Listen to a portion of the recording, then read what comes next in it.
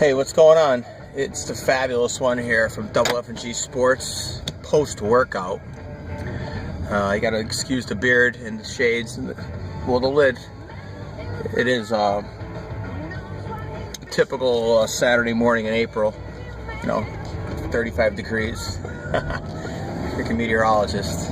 It's probably the best profession on earth. Most of them are wrong 80% of the time. I guess if you're wrong 90%, they make you the chief meteorologist. But anyway, we're just heading, like I said, post-workout. I'm a little pissed off today, because today was my target day for my comeback. I was going to do a 5K this morning. I had some knee problems since February, March, April. Yeah, back in September.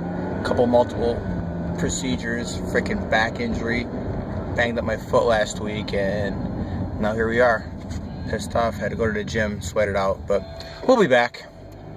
Senior Bowl is approaching, and back. But anyway, just thinking about this upcoming season at Double F&G Sports. We're gonna launch our website sometime around August, probably late July, early August. We'll see. We'll get some welcome videos up, introduce it.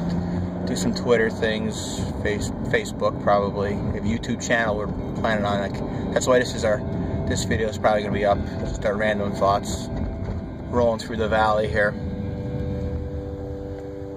Listen to some Led Zeppelin, I guess. I'll be flipping the channel occasionally. Hope you can hear me. Got some turkey iced tea. It's not really on my diet, but I could cheat once in a while.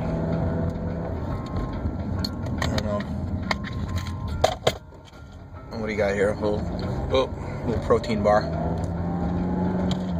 It tastes absolutely terrible, but it's pretty good for you. But like I said, Double F&G Sports, we're going to mainly concentrate on football, especially college football. That's my thing. I've been on the Fox Sports Radio last season for the first 12 weeks or so.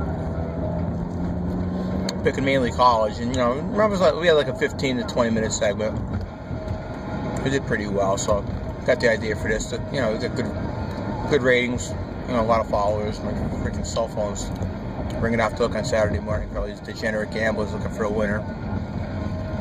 So I'm gonna get into that, some betting strategies, things like that. We're not. This road's fucked up again. Jesus Christ. But anyway. Yeah, football's our thing. We do throw in a little basketball. I have some basketball plays here and there, but when the site's up and rolling, I'll throw it on Twitter, I guess, or maybe just on the homepage. That'll be free content. Actually, excuse me, all of our content's going to be free this year. That's how we're going to launch it. We're not looking to be millionaires. We want to make millions. We can do it ourselves because I'm considered, believe it or not, one of the best, I guess. Not self-proclaimed, we documented. But I did hit, on the show last year, the first 3 weeks, I was giving out 3 college and 2 pro NFL games, and I think I started on 12-0, which was, it's impossible, let's face it, and, there's more luck involved too, bounces their balls, but, yeah, we did pretty well. Pros, not so much, but the NFL is tough. It's like there's not much edge. You got to really, really, really pay attention, and you got to be able to suffer some bad breaks here and there. You just gotta. I've always faded the public. Most of the people betting NFL are morons, so you fade them. You look where the money's going, you just go opposite for the most part, and you can grind out a living doing that, I guess, if your bankroll's big enough. I'm like a dog better. I bet look, especially those big TV games. And there's some angles, and we'll discuss that going forward. The roads are a mess. God knows. Don't get me started about politics. That's the only thing we won't discuss on our show and our videos, and even in print media. Religion and politics. Because God knows I'm no expert, and when it comes to politics, I'm probably too opinionated.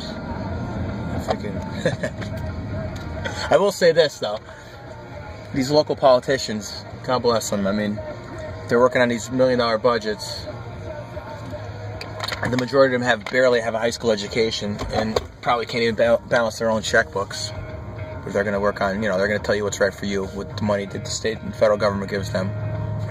Good luck with that. But and religion, I've been studying some Scientology lately. Not because I believe in it, because I think it's all bullshit. But they have a good audiovisual department, and they look pretty fit for the most part. So it's one thing I like. If you're in shape, at least you care about something. But anyway, getting back to the season. Like I said, we'll do other things. Once in a while on Twitter or on Facebook or even on some of the forums, I'll let you know. I do a pregame.com forum once in a while under, I forget what my call sign is. I think it's X22 Fabulous or Fabulous One, or whatever. Double FMG. Maybe I'll create an account with Double FMG Sports and give that out. But I'm gonna do some random NBA playoff games, March Madness, the Derby. The Derby's coming up. 2 ends on the wheel. I know. Maybe you'll look something up. I don't know. I really haven't studied it much yet, but college wrestling is my sport. You got to find outlets. There's nothing. Maybe Vegas, I think, has for the tournament only. I can find some offshore outlets, on the islands if you're into that. They don't take U.S. deposits still, so you got to find it out. But that's my sport. That's why that's why I'm pissed off with this knee, because I like to work on the mat. I'm going to do a lot of freestyle wrestling, some mixed martial arts, not as much jiu-jitsu, but I like the mat. So I understand it. I have contacts. It's just like college football. Any idiot knows Ohio State, Alabama, Oregon. Those are the games on TV. Even me, I'm a Penn State grad. Penn State's pretty popular. But there's the information in those games. They're all. You're not going to get much of an edge there unless you pound it early and have an opinion. But the conferences I love are those smaller conferences like the MAC, Sun Belt. The West Coast I'm not really crazy about, but you find some edges once in a while there. But you concentrate on these smaller schools, there's not a lot of information now, so information becomes more valuable. All these people driving like morons. It's amazing they've got licenses. Come on, buddy. But yeah, we'll do, like I said, this is just basically, this is not the official introduction video, but just some freestyle thoughts here. I'm gonna pass this jackass because he's fucking, I don't know, he's Sunday driving, it's Saturday. Yeah, buddy, nice shades. I know, mine are freaking old school Oakleys. They're about 1,000,000 years old. They still work. What was I saying? Yeah, we're talking about the MAC. Yeah, I love the Mid-American Conference. I don't know if you ever saw me. I was documented one season, I forget, it might have been 2013 or 11.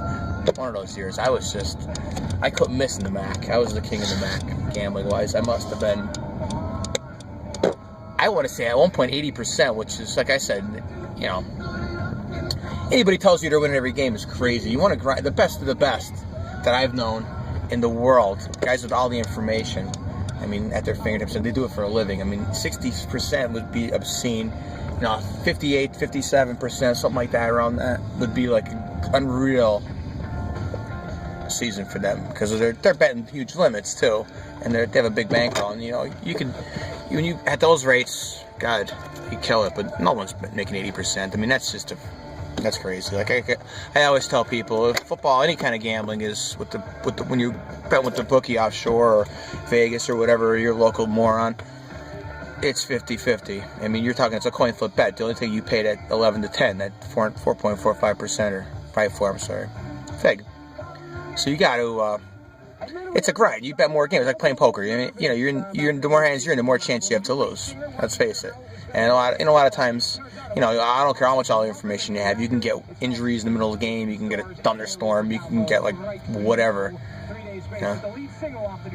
That affect your wager. A turnover, it goes 90 yards. You can't handicap that. You can't factor that in. That's randomness. That's why it drives you insane. That's why it's so fun.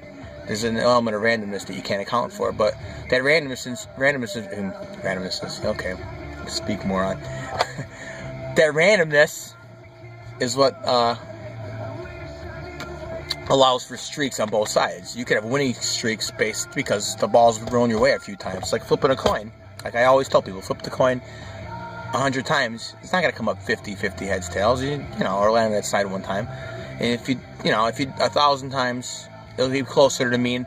1 billion times, it might not be exact, but it'll be closer to that mean, that 50%. So that's the premise behind, like, if you understand that behind sports betting, I mean, you got to be able to withstand those runs, like that, the negative runs and positive runs. Because your ROI, return on investment, is generally negative based on just flat, you're 11 to 10. I mean, you have to lay $11 to win 10 every time.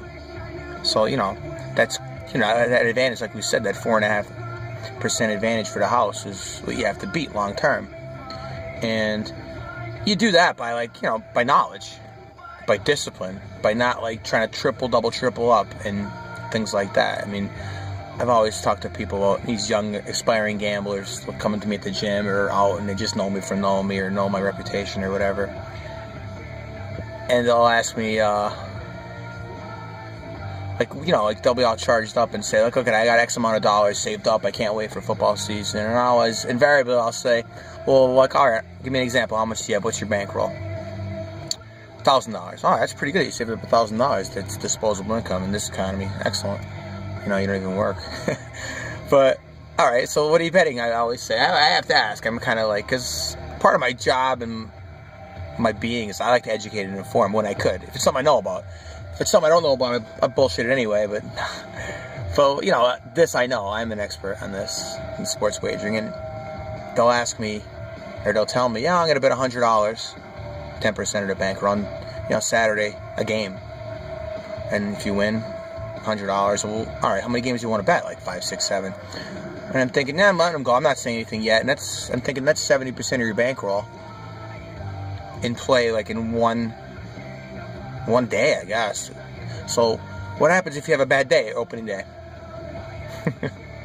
What happens? Well, I'll get it back on Sunday or Monday. Okay, now it's all in play. Now what happens? You're broke. So if you lose.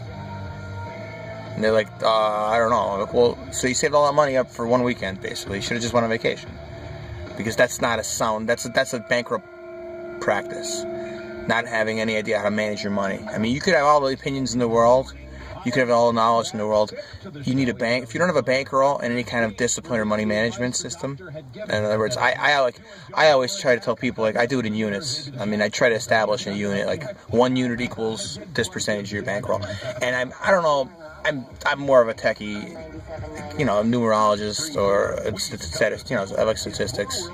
And I read a lot of, statistical, let me change the channel.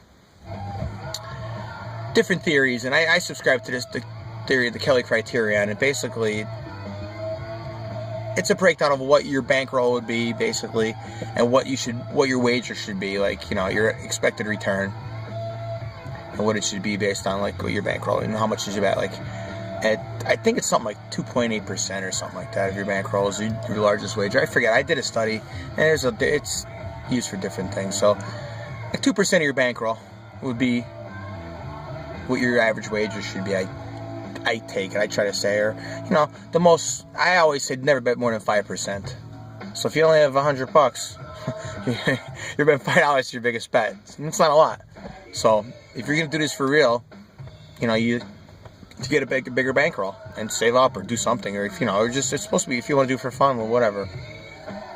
But if you want to do it off credit, then you got to be disciplined. I mean, if they're offering you credit, well, then obviously it's whatever they take. I mean, I don't know how the local bookmakers do it, but I think I guess they offer limits, I would imagine. But if you're betting off credit, I mean, the only problem is if you're collecting and paying weekly versus monthly versus for the whole year, I mean, you can get the whole bag, and then you start losing your discipline when it comes time to pay or collect. So I don't know. There's a lot of different factors that go into that. But yeah, another thing, the knowledge part of it. I mean, you know what you know. I mean, you just have to know. I mean, whatever you're looking at, whatever sport, whatever in life. I mean, you need knowledge. I mean, that could be, I guess, taught, learned. I mean, knowing what to look for. I mean, to me, it's there's an eye test. It's matchups. And then you got to look at, weather, injuries, intent. That's something that's very overlooked. when you're talking football, when you're talking sports in general? What's the intent? Like, especially in the professional level, are they looking ahead? Is there something bigger? It doesn't matter. When you're talking point spreads, not just to win the game. Now you're talking, there's a point spread involved, so you have to cover the spread. Is the coach, or is the team coming off a huge, gigantic homecoming victory, and next week they're playing a team that they're just superior to? Are they going to be not focused? I mean, they're kids. It's like college. So I usually, I know betting syndicates that actually employ a psychologist to try to figure out where their kids' minds are. I know it kind of sounds insane, but that's one of the factors that go into it. So it's more involved than people realize. And I guess we'll get to that. And I guess I'm at the end of my journey here. I have to run in freaking Starbucks for a $17 coffee, iced coffee. But anyway, it's been good talking to you. I know next time you see me, I'll probably be shaved up, I'll be gelled up, I'll be looking sharper than this, and we'll be using better equipment. But this is the fabulous one from Double F&G Sports, saying later.